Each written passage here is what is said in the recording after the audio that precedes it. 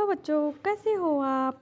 चलिए आज हम फिर से एक कहानी पढ़ेंगे और यह कहानी कक्षा 4 की किताब रिमझिम से है और कहानी का नाम है सुनीता की पहिया कुर्सी। तो चलिए जानते हैं सुनीता की पहिए की कुर्सी के बारे में, है ना। अब इससे पहले आपने अगर हमारे चैनल को सब्सक्राइब नहीं किया है, सब्सक्राइब करके बेल आइकन ज़रूर दबाइए और वीडियो पसंद आए, स्टोरी पसंद आए तो लाइक करके शेयर कर दीजिएगा। ओके, तो चलिए स्टार्ट करते हैं हम। सुनीता सुबह 7 बजे सोकर उठी। कुछ देर तो वह अपने बिस्तर पर ही बैठी रही। यह सोच रही थी कि आज उसे क्या क्या काम करने हैं। उसे याद आया कि आज तो बाजार जाना है। सोचते ही उसकी आंखों में चमक आ गई। सुनीता आज पहली बार अकेले बाजार जाने वाली थी। उसने अपनी टांगों को हाथ से पकड़कर खींचा और उन्हें पलंग से नीचे की ओर लटकाया। फिर पलंग का सहारा लेती हुई अपनी पहिया कुर्सी तक बढ़ी। सुनीता चलने फिरने के लिए पहिया कुर्सी की मदद लेती है। आज वह सभी काम फुर्ती से निपटाना चाहती थी। हालांकि कपड़े बदलना, जूते पहनना आदि उसके लिए कठिन काम हैं, पर अपने रोजाना के काम करने के लिए उसने स्वयं ही कई तरीके ढूंढ निकाले थे। आज 8 बजे तक सुनीता नहा धोकर तैयार हो गई। तो बच्चों, हम यहाँ पाठ में पढ़ते हैं कि सुनीता क्या है, उसके पैर विकलांग हैं, वो पैरों से चल नहीं सकती है, वो दिव्यांगता का शिकार है ना। और वो अपने काम स्वयं करती है, इतनी परेशानी झेलती है, फिर भी वो दूसरों पर निर्भर नहीं है और अपने फुर्ती से सारे काम करती है। आगे माँ ने मेज पर नाश्ता लगा दिया था। माँ अचार की बोतल पकड़ाना सुनीता ने कहा। अलमारी में रखी है, ले लो, माँ ने रसोई घर से जवाब दिया। सुनीता खुद जाकर अचार ले आई। नाश्ता करते करते उसने पूछा, माँ बाजार से क्या क्या लाना है। 1 किलो चीनी लानी है, पर क्या तुम अकेले संभाल लोगी। पक्का, सुनीता ने मुस्कुराते हुए कहा। सुनीता ने माँ से झोला और रुपए लिए। अपनी पहिया कुर्सी पर बैठकर वह बाजार की ओर चल दी। सुनीता को एक सड़क की जिंदगी देखने में मज़ा आता है। क्योंकि आज छुट्टी है, इसलिए हर जगह बच्चे खेलते हुए दिखाई दे रहे हैं। सुनीता थोड़ी देर रुककर उन्हें रस्सी कूदते, गेंद खेलते देखती रही। वह थोड़ी उदास हो गई। वह भी उन बच्चों के साथ खेलना चाहती थी। खेल के मैदान में उसे एक लड़की दिखी जिसकी माँ उसे वापस लेने के लिए आई थी। दोनों एक दूसरे को टुकुर टुकुर देखने लगे।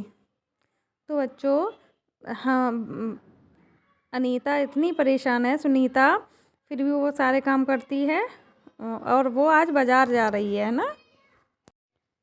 फिर सुनीता को एक लड़का दिखा। उस बच्चे को बहुत सारे बच्चे छोटू छोटू बुलाकर चिढ़ा रहे थे। उस लड़के का कद काफ़ी बच्चों से बहुत छोटा था।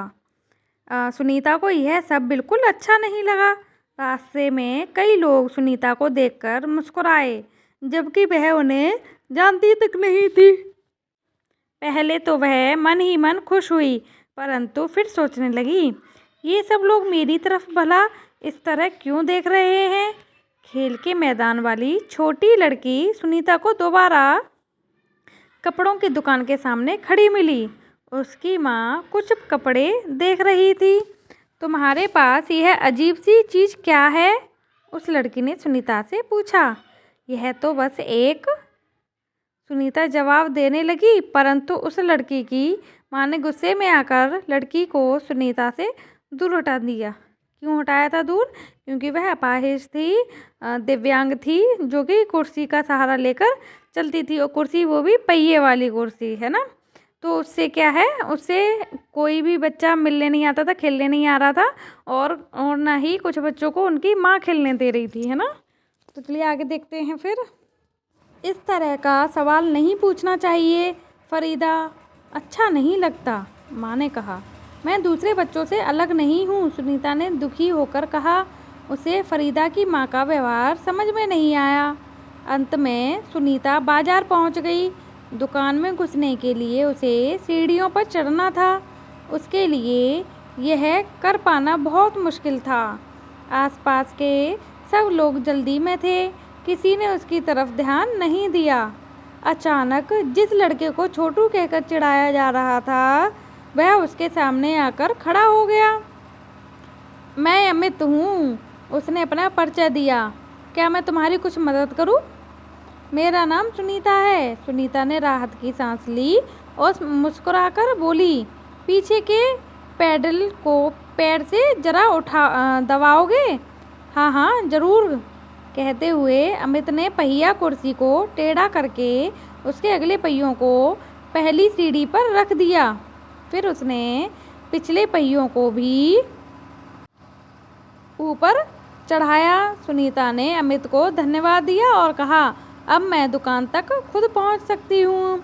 दुकान में पहुंचकर सुनीता ने 1 किलो चीनी मांगी। दुकानदार उसे देखकर मुस्कुराया। चीनी की थैली पकड़ने के लिए उसने हाथ आगे बढ़ाया ही था कि दुकानदार ने थैली उसकी गोदी में रख दी।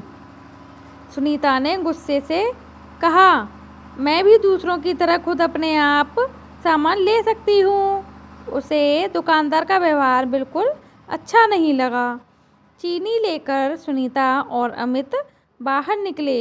लोग मेरे साथ ऐसा व्यवहार करते हैं जैसे कि मैं कोई अजीबोगरीब लड़की हूँ, सुनीता ने कहा।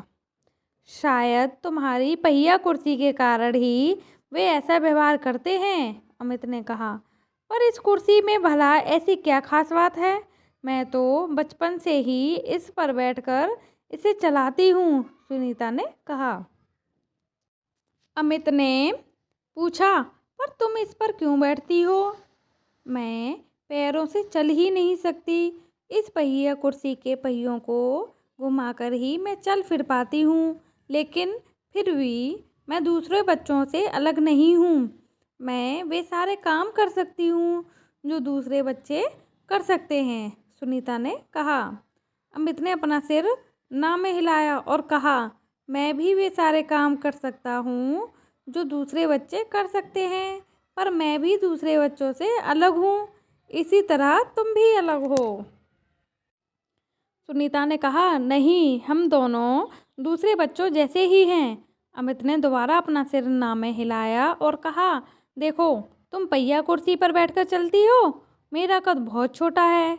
हम दोनों ही बाकी लोगों में कुछ अलग है। सुनीता को सोचने लगी। उसने अपनी पहिया कुर्सी आगे की ओर खिसकाई। अमित भी उसके साथ साथ चलने लगा। सड़क पार करते समय सुनीता को फरीदा पर नजर आई। इस बार फरीदा ने कोई सवाल नहीं पूछा। अमित झट से सुनीता की पहिया कुर्सी के पीछे चढ़ गया। फिर दोनों पहिया कुर्सी पर सवार होकर तेजी से सड़क पर आगे बढ़े। पर फरीदा भी उनके साथ साथ दौड़ी। इस बार भी लोगों ने उन्हें घूरा, परंतु अब सुनीता को उनकी परवाह नहीं थी। तो बच्चों, देखा, सुनीता दिव्यांग थी, उसके बावजूद भी वह अपने सारे काम करती थी, है ना। उसने समाज में होने वाली बहुत सारी चीज़ों को कैसे झेला। लोग दया की दृष्टि से देख रहे हैं, कोई जाने नहीं दे रहा है अपने बच्चों को, कोई सामान नहीं दे रहा है, कोई सामान उसे काम करने नहीं दे रहा है ना। ये सारी चीज़ें थी। तो बच्चों, हमें हमारे आसपास अगर कोई भी व्यक्ति या बच्चा विकलांग या दिव्यांग दिखे, उसके साथ हमें हीनता का व्यवहार नहीं करना चाहिए। अगर उन्हें हमारी सहायता की ज़रूरत है तो उनकी सहायता ज़रूर करनी चाहिए, है ना। और उनके साथ भी ऐसे रहना चाहिए जैसे हम सामान्य बच्चों के साथ रहते हैं। तो चलिए इस पाठ के कुछ प्रश्न कर लेते हैं कहानी से। सुनीता को सब लोग गौर से क्यों देख रहे थे? क्योंकि वह पहिया वाली कुर्सी पर चलती थी। वह पहिया वाली कुर्सी के साथ ही कहीं आती जाती थी। दूसरा है, सुनीता को दुकानदार का व्यवहार क्यों बुरा लगा? क्योंकि दुकानदार ने चीनी की थैली उसके पास में स्वयं ही रख दी थी, सुनीता को नहीं दी थी, इसलिए। नेक्स्ट है मज़ेदार। सुनीता को सड़क की ज़िंदगी देखने में मज़ा आता है। पहला का, तुम्हारे विचार से सुनीता को सड़क देखना अच्छा क्यों लगता होगा? क्योंकि सड़क पर आते जाते लोग उन्हें अच्छे लगते होंगे। सड़क भी पहिए की कुर्सी की तरह लोगों को दूर तक ले जाती है।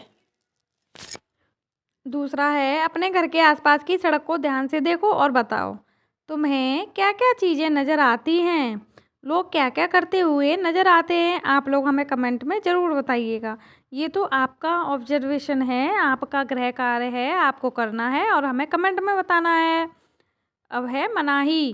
फरीदा की माँ ने कहा इस तरह के सवाल नहीं पूछने चाहिए। फरीदा पहिया कुर्सी के बारे में जानना चाहती थी पर उसकी माँ ने उसे रोक दिया। माँ ने फरीदा को क्यों रोक दिया होगा? क्योंकि पहिए वाली कुर्सी पर एक दिव्यांग लड़की सुनीता बैठी थी और वह उसके पास भेजना नहीं चाह रही थी। दूसरा है, क्या फरीदा को पहिया कुर्सी के बारे में नहीं पूछना चाहिए था? तुम्हें क्या लगता है? नहीं पूछ सकते हैं। जिसे जिस चीज़ के बारे में जानकारी नहीं है तो वो बाकायदा बिना झिझक के पूछ लेनी चाहिए, है ना। नेक्स्ट है, क्या तुम्हें भी कोई काम करने या कोई बात कहने से मना किया जाता है? क्यों मना किया जाता है? कब मना करते हैं और कौन करता है? ये आप हमें कमेंट में बताइएगा। ओके, मैं भी कुछ कर सकती हूँ। यदि सुनीता तुम्हारी पाठशाला में आए तो उसे किन किन कामों में परेशानी होगी? वह पहली बात, उसे कुर्सी पर नहीं बैठ पाएगी वो, है ना। खड़े होकर ब्लैक बोर्ड पर सवाल का आंसर नहीं दे सकती, कुछ लिख नहीं सकती है। बाकी ये वो सभी कार्य कर सकती है, वो हमारे साथ खेल भी सकती है ना। तो उसे ज़्यादा परेशानियों का हम सामना करने भी नहीं देंगे। नेक्स्ट है, उसे ये परेशानी ना हो इसके लिए अपनी पाठशाला में क्या तुम कुछ बदलाव सुझाव करती हो? बताइए आप। हाँ, उसके हिसाब से हमें अपने क्लासरूम में बदलाव करना चाहिए। सीढ़ियों की जगह रैंप होनी चाहिए और उसे खेलने के लिए अन्य साधन उपलब्ध कराने चाहिए और उसके हिसाब से ब्लैक बोर्ड या वाइट बोर्ड नीचे कर देना चाहिए, जिससे कि वो कुर्सी पर बैठे बैठे अपना कार्य कर सके आसानी से। अगर अध्यापक उसे बोले तो, है ना, वो सारे काम कर सकती है, उसे कोई ज़्यादा परेशानी होगी नहीं। और अगर किसी भी काम में परेशानी होगी तो क्लास के, कक्षा के बच्चे उसका साथ देंगे, है ना, सहयोग करेंगे। और यह बात हम सिखाते हैं, अध्यापक सिखाते हैं, अध्यापक अध्यापिका। तो बच्चों, आप बताइए आपको यह कहानी कैसी लगी और आप सुनीता जैसे बच्चों के साथ कैसे रहना पसंद करोगे, कैसे सहयोग करोगे उनके साथ और कैसे बातें व्यवहार करोगे? आप हमें कमेंट में ज़रूर बताइएगा। वीडियो पसंद आई हो तो लाइक करके शेयर करिए।